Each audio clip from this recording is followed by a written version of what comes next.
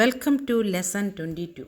In this lesson, we will implement full CRUD operations for the department form, allowing users to manage department records efficiently.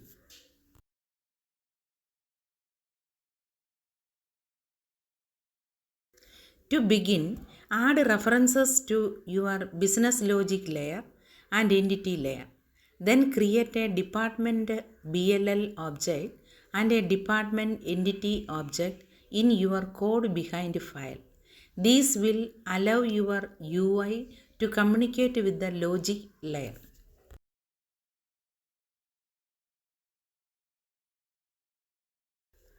For the delete operation, let the user select a record from the grid view.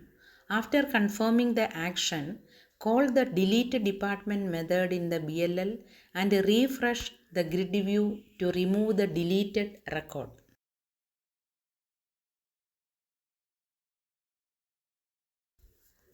The read operation is handled by binding the grid view. Load the department list only when the page loads for the first time by checking is post by. Use the get departments method from the BLL to retrieve all records.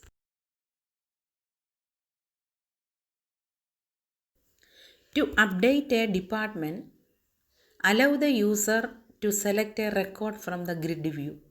Populate the form fields with the selected data. After the user makes changes, call the update department method in the BLL.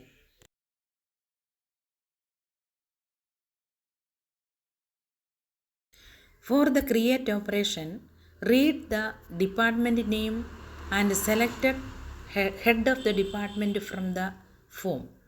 Fill the department entity and call the save department method in the BLL. Refresh the grid view to show the new record.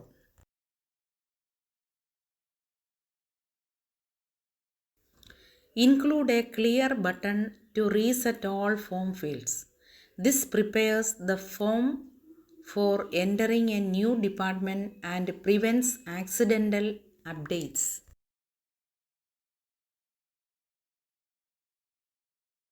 Always validate required fields before saving or updating.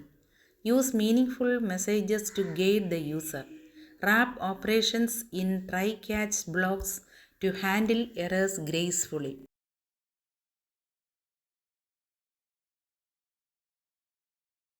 In summary, your department form is now fully functional with complete CRUD operations. Your UI, BLL, and database are now working together seamlessly. If you have questions or need help debugging your department form, let us go through them now.